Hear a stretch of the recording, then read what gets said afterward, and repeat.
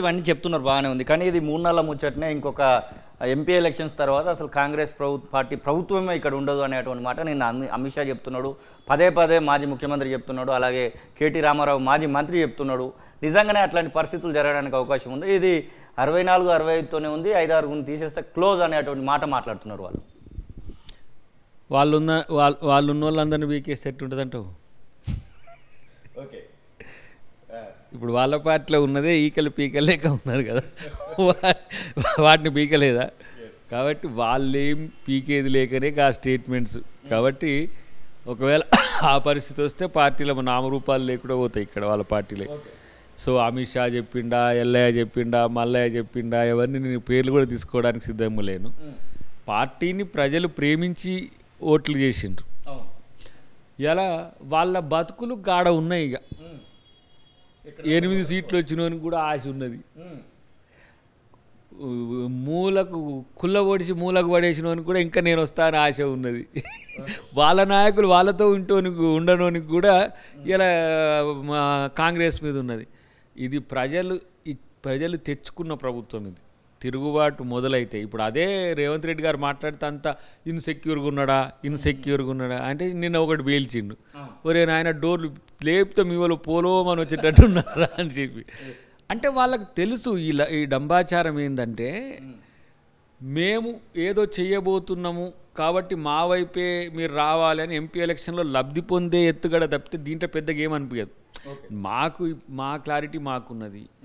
Almost all ఒక 2-3 ఇప్పుడు example Karimnagar ఒకటి, నిజామాబాద్, ఆదిలాబాద్, సికింద్రాబాద్, ఈ 4 ట్రై కంటెస్ట్ డ్యూయల్ కంటెస్ట్లో ఉన్న కాంట్రా తప్పితే పెద్ద కన్ఫ్యూజింగ్ ఉన్నాయి కూడా ఏం లేవు మాకు ఈ 17 సో కరీంనగర్ మాకు ఎమ్మెల్యేస్ గెలిచి ఉన్నాం, వేరే నిజామాబాద్ కొంత తక్కువ పెర్ఫార్మెన్స్ ఉండొచ్చు, ఆదిలాబాద్ కూడా 2-3 గెలిచి ఉన్నాం. అక్కడ స్వయం బాపురావు కాకుండా ఆల్టర్నేట్ చేస్తే అక్కడ కూడా అవకాశం పెరుగుతుంది.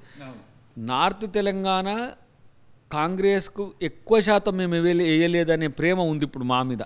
ఈసారి ఎంపీ కేసేస్తే పోలా. ఇప్పుడు ఎందుకంటే అప్పుడు బండి సంజయ్ గారు, మన అరవింద్ గారు అండ్ స్వయం బాపురావు గారు ముగ్గురిని ఎందుకు గెలిపించారు? కాంగ్రెస్ అప్పుడు బలంగా లేదు, ఇప్పుడు కనీసం పిల్లర్లు ఉన్నాయి, దాని మీద బిల్డింగ్ కట్టుకోవచ్చు. సో అందుకని 12 నుంచి 14 అనేది అదే వ్యూహంతో ఉన్నాం. సరే ఓల్డ్ సిటీ అంటే మిక్స్డ్గా ఉంటుంది, అది మనం చెప్పలేము. ఇప్పుడు వాళ్ళకి ఎంఐఎంకి ఎక్కువ అనుకూలత ఉన్నట్టుగా కనబడుతున్నది. మరి బీజేపీ వచ్చినాక ఎట్లుంటుందో చూద్దాం. కానీ నేనేమంటున్నా అంటే ఈ ప్రభుత్వం ఉంటుందో ఉండదో, ఈయన ఉండడో కాంగ్రెస్లో కొట్లాడి ఏమంటారు ఏంది శవాల మీద పేలాలు ఏరుకుంటే ఎందుకురా బాబు, మీరు కామ్గా మీకు ఒక 5 సంవత్సరాలు మ్యాండేట్ ఇచ్చిండ్రు, మీరు విపక్షంగా పనిచేయండి. ముఖ్యమంత్రిగా పనిచేసిన ఆయన అసెంబ్లీకి రాకుండా బహిరంగ సభల్లో 2 గంటలు ప్రెస్ మీట్లు పెడితేట్టుంది సావాలి. మనం కరోనా టైంలో పెట్టినట్టు పెడతాడు ఆయన. అసెంబ్లీకి రాడు. అసెంబ్లీలు ఎదుర్కోవాలంటే ప్రశ్నలకు ప్రతి సవాళ్ళు ఉంటాయి కదా.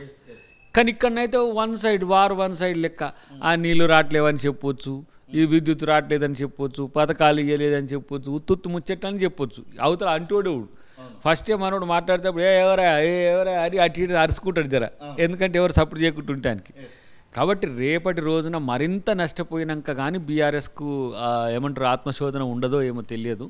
బట్ టుడే వాళ్ళు వేగంగా ఇంకా మరింత లోతుగా పడిపోతున్న పార్టీగా చూస్తాం. బీజేపీ బీఆర్ఎస్ పునాదుల మీద నిలబడాలనుకుంటున్నది, దాన్ని కూల్చి. చాలా విచిత్రమైన రాక్షస క్రీడ ఉంటుంది బీజేపీది. ఏదో అకాలీలను చంపినట్టు, లేకపోతే శివసేనను చంపినట్టు. ఇక్కడ వాళ్ళు టార్గెట్ నేను అనుకుంటున్నా బీఆర్ఎస్ మీద పెట్టున్నారు అనుకుంటా. అప్పుడు ఏమున్నది, ఇప్పుడు ఫర్ ఎగ్జాంపుల్ నేను గతంలోనే అన్నా, రేపు ఎంపీగా పోటీ చేయకపోయినా ఆయనకు రాజ్యసభ ఏదో ఇచ్చి కేంద్ర మంత్రిగా చేస్తే కేసీఆర్ హాయిగా తన జీవితకాలం ఆ 6 years ఎంజాయ్ చేస్తాడు గంతే. ఇక్కడ ఉన్న దాంట్లో బావబామార్దులు కొట్లాడుతూ ఉంటారు, నాది బావ పార్టీ అంటే నాది బావమార్ది పార్టీ అని. పాపం కవితమ్మ ఎటు పోతుందో ఏదో తెలుస్తలేదు. వాళ్ళ అంతర్గత కుమ్ములాటలు ఇవి ఉన్నాయి, కానీ ఇవి ఎక్స్పోజ్ కాకుండా ఉంటుందా అంటే అసలు మీకు లీడర్ లేక బీజేపీ వాళ్ళు తెచ్చుకుంటారు బయట నుంచి. పైగా ఇంత పెద్ద లీడర్షిప్ ఉన్నది. మా కిషన్ రెడ్డి గారు కేంద్ర మంత్రి, వారి నాయకత్వాన్ని చూసి మరి ఇన్ని రోజులు ఎందుకు పార్టీ బలపడలేదు? ఏమనంటే మేము 12 మాయ 12 అంటారు. అంటే పోటీకి పోటీ, అంటే సీన్లో ఫస్ట్తోనే కొట్లాడతారు వాళ్ళు. ఎప్పుడు ఇన్ని రోజులు బీఆర్ఎస్తో కొట్లాడినట్టు ఇప్పుడు కాంగ్రెస్తో కొట్లాడతారు. అదలా ఎత్తుగడ.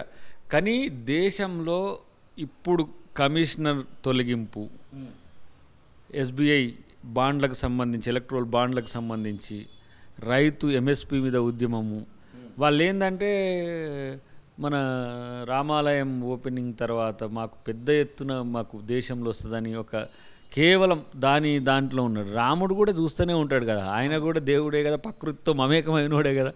ఇన్ని అకృత్యాలు చేసిన మిమ్మల్ని మూడోసారి చేస్తే ఏం జరుగుతుందో కూడా చూస్తున్నారు.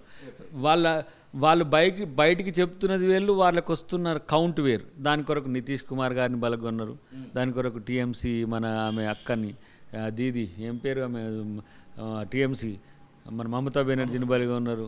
తర్వాత ఇప్పుడు ఆప్ మీద పడ్డారు, ఆయనను కూడా ఏదో కేసులో లిక్కర్ కేసులో పెట్టి అరెస్ట్ చేయాలని చూసిండ్రు. ఇంకా అఖిలేష్ను కొంత ఇబ్బంది పెట్టిండ్రు, వాళ్ళని కొంత ఇబ్బంది పెట్టిండ్రు. ఏడ కాంగ్రెస్కు ఇండియా కూటమికి వస్తుందో అక్కడ ఫిజిల్ అవుట్ చేసి ఒక కుట్రలు చేసిండ్రు. కానీ అల్టిమేట్గా ప్రజలు కదా ప్రజాస్వామ్యాన్ని నిర్ణయించేది. ఇంకోటి ఏంది, మామూలుగా నేను మన సోషల్ మీడియాలో చూసిందే, నేను కూడా అనుకుంటున్నదే చెప్తాను మీకు. చెరువులో నీళ్ళు ఎండిపోతే కమలం వాడిపోద్దట, దేశంలో ఈవీఎంలను తీసేస్తే బీజేపీ ఓడిపోద్దట. ఈవీఎంలు అనేసరికి తీసేద్దు అంటారు. అరే పేపర్ బ్యాలెట్ పెడితే నీకేం నష్టం? నేను నిన్న ఏదో మాయావతి గారు కూడా మాట్లాడినట్టు చూసిన, అంటే బీజేపీకి వ్యతిరేకంగా వారు మాట్లాడని నిన్న చూసిన నేను. సుప్రీంకోర్టు ఈవీఎంలను అనేది పక్కన పెడితే ఎక్స్టెన్షన్ అవుతుంది కొంత టైం, మీన్స్ ఇప్పుడు మనం ఈ టైంలో షెడ్యూల్ వస్తుందని అనుకుంటున్నాం కదా, అది ఎక్స్టెంట్ అవుతుంది. ఎక్స్టెంట్ అయితే బ్యాలెట్లతో బీజేపీ గెలిచే అవకాశమే ఉండదు నాకు తెలిసి. అంటే నేను వ్యక్తిగతంగా సఫరర్, నేను 20 మిషన్లు ఎట్ట చెడిపోయినాయి, ఇప్పటికి కూడా తేడా చెప్పకుండా నన్ను క్రాస్లో చాలా క్వశ్చన్లు అడిగిండు ఎవరు డిఫెన్స్ లాయరు. అసలు ఫస్ట్ ఓట్ల తేడా అనే దాని మీద ఒక్క ముచ్చట అడగలే, 100కు 110 ఓట్లు ఎట్టబడ్డాయంటే ఇది లేదు. మీరు అక్కడికి వెళ్ళారా, చూశారా అంటే నాకు ఫస్ట్ టైం క్రాస్ చేసిన నా జీవితంలో. అంటే నేను చేయాలి అనే దానికంటే కూడా దీంట్లో జరిగే అంశాలని కోర్టుకు చెప్పాలి కాబట్టి ఆ క్రాస్లో నేను చూసిన తర్వాత అనిపించింది, అసలు ముద్దాయి సాక్షి బయటికి పోయేతుంటే సాక్షి చుట్టుపక్కల వెతికినట్టు అనిపించింది నాకు.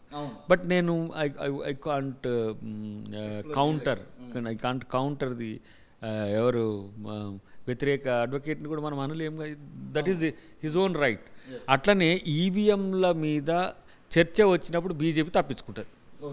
మీరు తెలంగాణలో గట్టినే గెలిచినరా, మీరు ఛత్తీస్గఢ్లో గట్టినే గెలిచినరా, అరే అందరం గట్టినో గెలుద్దాం, బ్యాలెట్ పెట్టుకుందాం, ఏంది నువ్వు గెలిచినా నేను గెలిచినా కూడా ఓటు రూపం అదే కదా, ఒరిజినల్ ఓటు రూపం అయితే ముద్రనే కదా.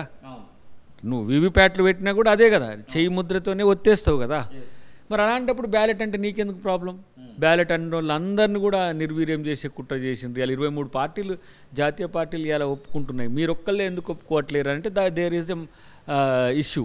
కాబట్టి డెఫినెట్గా ఎంతో కాలం ఎవరి ఆధిపత్యం కూడా దేశం మీద కానీ ప్రజల మీద కానీ ఉండదు. సో ఆ టైం వచ్చిందని మేము అనుకుంటున్నాం. ఇంతెందుకు న్యాయయాత్రను, రాహుల్ గాంధీ గారి న్యాయయాత్రను చూపించేందుకు కూడా మీడియాకు స్వేచ్ఛ లేని పరిస్థితి. రాహుల్ గాంధీ గారి న్యాయయాత్రను కూడా చూపించే స్వేచ్ఛ ఇవాళ మీడియాకు లేని పరిస్థితి వచ్చింది. కాబట్టి ప్రజలే న్యాయం చేస్తారు. ప్రజలు నిన్న ఒక అడ్వకేట్ గారు చాలా మంచిగా అన్నారు, మతదాత ఇష్టానుసారం జరగాలి ఏదైనా, అంటే ఓటు వేసేటోళ్ళు. మేమేమనుకుంటున్నామంటే మతదాతకు మతవాదికి మధ్యన జరుగుతున్నది, ఓటర్కు మతానికి మధ్యన జరుగుతున్నది పోరు. ఏ మతం అనేది కాదు. ఇప్పుడు ఎంఐఎం ఏమో ఇటు ఉంటుంది, వాళ్ళేమో అటు ఉంటారు, వీళ్ళేమో ఇటు ఉంటారు, అంతా ఉన్నా కూడా మనిషి అనేటోడు ఒకడు ఉంటాడు కదా, మనిషికి మాత్రమే తను ఎటు ఓటు చేయాలనే ఒక విఘ్నత ఉంటుంది. ఆ స్వేచ్ఛను ఫ్రీ అండ్ ఫెయిర్ ఎలక్షన్ కనుక ఎలక్షన్ కమిషన్ అవకాశం కల్పిస్తే రేపటి రోజున డబుల్ ఇంజన్ సర్కార్ ఇక్కడైతే దేశంలో కాంగ్రెస్ సర్కార్ వస్తుందని నాకు అభిప్రాయం.